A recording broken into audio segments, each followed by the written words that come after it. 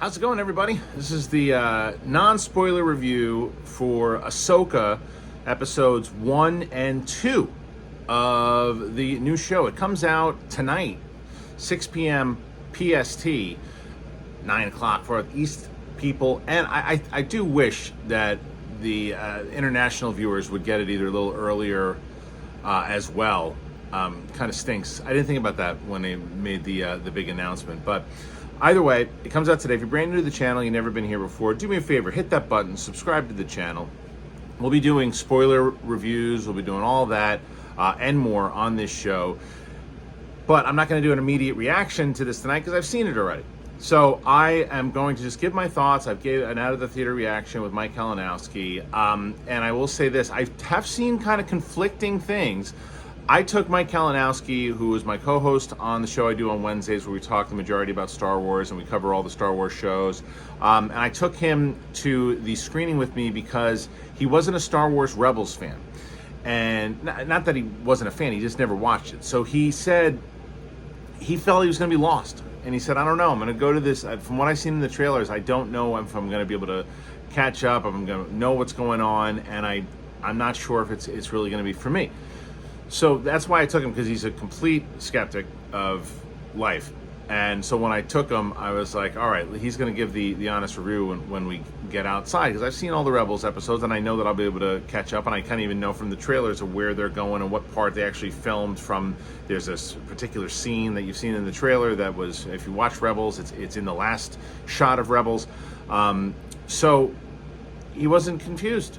I asked him after, he's like, no, I caught on, I knew everything that was going on, I was locked in from start to finish, but I saw a couple conflicting reports from people who said the opposite and said that they didn't know what was going on. And I started to think about that though too, because there were a few people that friends of mine, a good buddy of mine, Dan Merle, said that he was kind of confused. And I said, well, here's the difference between I think Mike and Dan, right? Is that Dan isn't talking about this stuff all the time the way that Mike is. Mike might not watch Star Wars Rebels, but he's aware of Sabine, and he's aware of the things that have happened with Ahsoka and Ezra and all that stuff, is where Dan probably doesn't. Dan probably doesn't know who any of these characters are whatsoever. So maybe someone who's completely just, has no reference to any of these characters, it might be tougher, but I don't think it's a way where you're going to get lost. I really don't.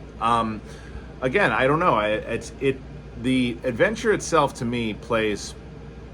I was telling my brother this, who asked me my thought, and what we were discussing was how The Mandalorian season 3, a lot of the episodes didn't really focus on the overall story. They didn't really get until the meat of the story until like the end, the last 2 or 3 episodes, and you didn't really know what it was about. And Boba Fett kind of suffered from that, and wondered what the hell was going to happen with this one, right? I'm happy to say it has a clear objective. It felt like a movie. It felt like a setup piece. Now, I'm not excited that the 3rd episode is only 32 minutes when the first one is 56 or 57 minutes and the second one is like 42 minutes, something along those lines, because it's a great lead up and it gives it time to marinate. I saw some people talking about like a slower pace. I like the slower pace. As long as it's not dull, I like the slower pace because it allows you to marinate. It allows you to say, okay, this is what this character is feeling, fine. Then you want to stay on them for a second and see them thinking and really kind of get into their thoughts. That works for me. Now, I am very curious for people who aren't Rebels fans and how they're going to understand the story. I think it's pretty cut and dry, to be completely honest with you. It's basically Ahsoka Tano is out there. It's right around the same time as Mandalorian. If you've seen Mandalorian season 2, there's something that happens inside of that season that allows her to find out a little bit more information on Thrawn and where he is, and she's got to connect to old friends from the past. Now, I know who those friends are. Do you? If you've never seen Rebels, I don't know, but it didn't matter because the performances to me are really, really well done. Ray Stevenson, rest in peace, he is electric in this role. The opening of this show in general is done really well. The music is fantastic. It's my favorite thing in the show so far. Kevin Kiner's music. Kevin Kiner takes such a great. He did all the music for Rebels. He did all the music for Clone Wars. He's done all Filoni stuff in the animation. I don't know if he did the Rebel. What was the other one? Resistance. But I don't think Filoni was too involved in that one anyway. But and he's also done Peacemaker and other things. So the music is such a great combination of kind of newer themes, familiar themes, original trilogy type stuff. Not necessarily, but it definitely has a John Williams influence, and it should.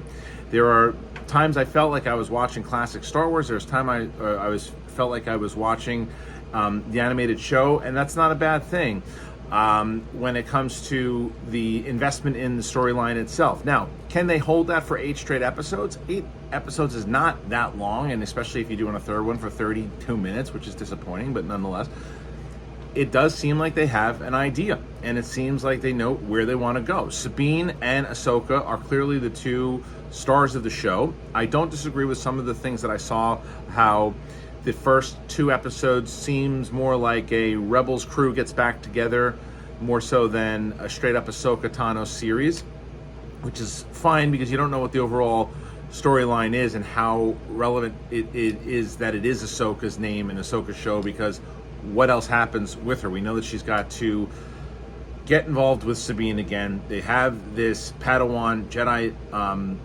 master relationship, and Ahsoka's having these issues, trauma, other things she had about.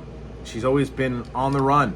She's since the Clone Wars. She's been on the run, and now it's kind of coming back to haunt her, and she's got to try to figure that out. And I think that and then you seeing Sabine come alive in live action is pretty exciting, considering that, again, for someone who's watched the show, to watch her go on the adventure that she did. One of the last season of Rebels was really her show, and then to see her kind of transition into live action is pretty special. Now, I am, again, curious to people who are watching this for the first time that say, oh, I don't know who this character is. I got to learn a little bit more, because I do think what they do well is I think that they throw in little tidbits inside of this to give you information that if you don't watch these shows, you go, oh, okay, that's who that is. All right, I understand. So do me a favor. Once you watch the show, I have to know, if you're not a Rebels fan or haven't seen it before, were you lost? Were you confused? Or did you follow along just fine? Because I think that's going to be the biggest point of conversation between a lot of people, because I don't disagree that it does feel like a Rebels follow-up. It is.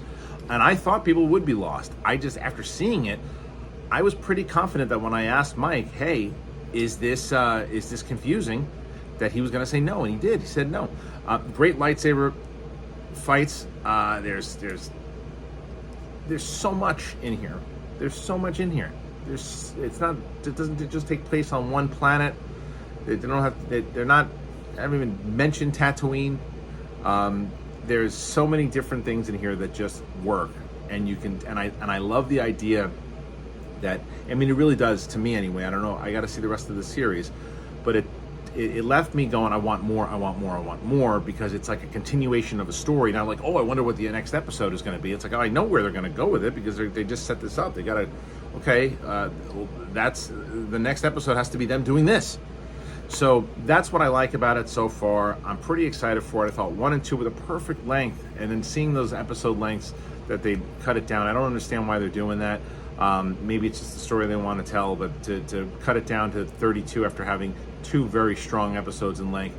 I like, by the way, one of the things that they do is tell you kind of the politics of what the world is. It was always what I kind of thought they were going to do with the new trilogy, of how the New Republic fits in, and how the remnants of the Empire is out there, and how people see certain things, and the extremism that could be there, that might not be there, the loyalty that could be there, that couldn't be there. I love all that stuff, and I've always thought that that's what works really well with Star Wars, and they do it well here. So that's my just overall thoughts on episodes 1 and 2. Again, it's non-spoiler. I'm going to do a full spoiler review pretty soon. When you watch it, when it drops, please come back to this video and let me know what you thought. Did you think that it was confusing? Did you like the tone? Did you like the music? Or are you just not on board with it? Please go ahead, let me know, tell me your thoughts. And if you haven't subscribed already, please do. We're so close to 90,000, trying to get to 100. Hope you can help us out. Thanks a lot. Peace.